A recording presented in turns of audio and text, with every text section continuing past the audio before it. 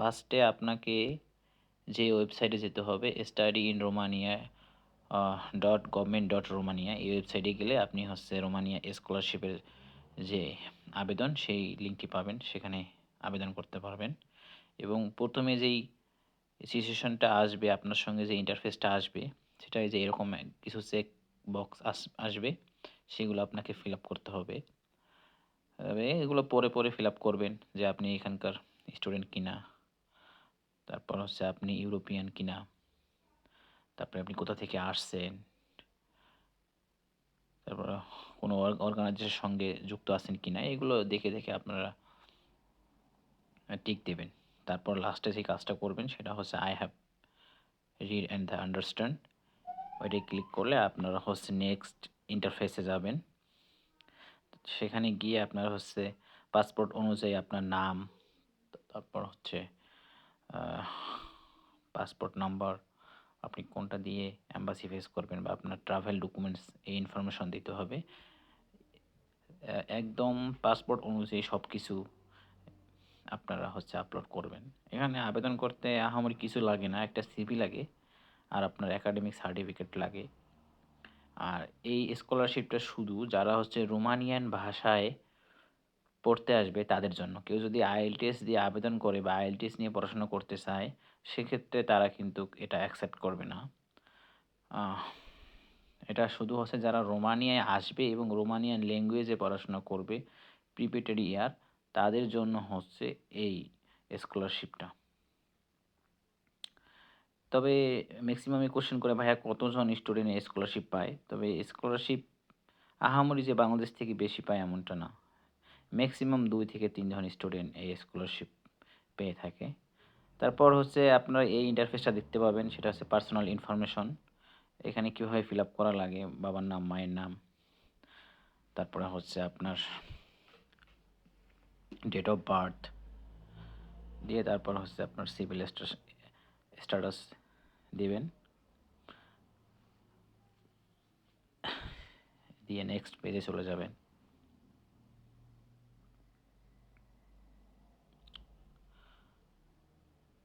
এখানে হচ্ছে location and ID, country of birth মানে কোথায় জন্মগ্রহণ করছেন, passport information, country of resident permanent residents দিতে হবে, সিটি অফ রেসিডেন্স এগুলো দিতে হবে, পাসপোর্ট অনুযায়ী দিতে হবে। Country of residence Bangladesh, city of residence same.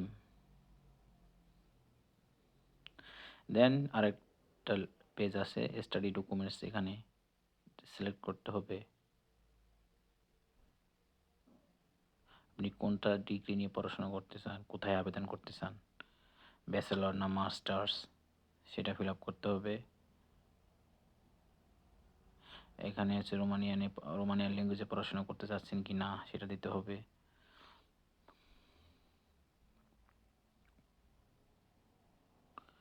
তারপরে আপনাকে একটা ইউনিভার্সিটি সিলেক্ট করতে হবে, কোন ডিপার্টমেন্টে পড়তে যাচ্ছেন সেটা সিলেক্ট করতে হবে। এখানে দুইটা ইউনিভার্সিটি সিলেক্ট করা যায়, যে কোনো দুইটা ইউনিভার্সিটি সিলেক্ট করতে হবে।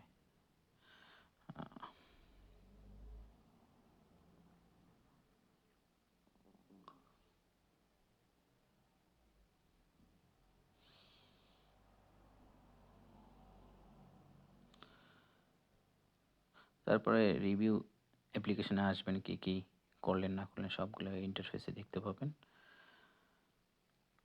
কোথায় কোনো ভুল আছে কিনা সেই সব কিছু দেখবেন। চেক করার পর নেক্সট পেজে ক্লিক করবেন।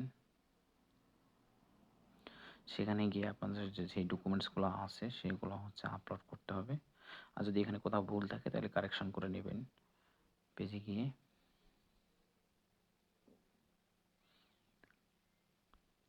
এটা সিম্পল আবেদন, যেটা সবাই আবেদন করতে পারে, এটা নিয়ে কোনো সমস্যা হয় না।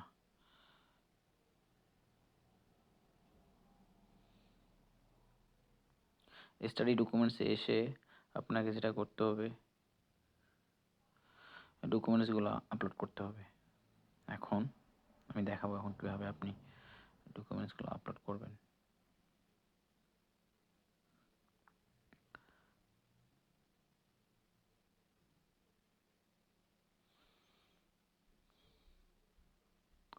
এটা সিম্পলি দেখানোর জন্য দিলাম যে আপনি কোন ইউনিভার্সিটি সিলেক্ট করবেন, কোনটা সাবজেক্ট নেবেন, আপনার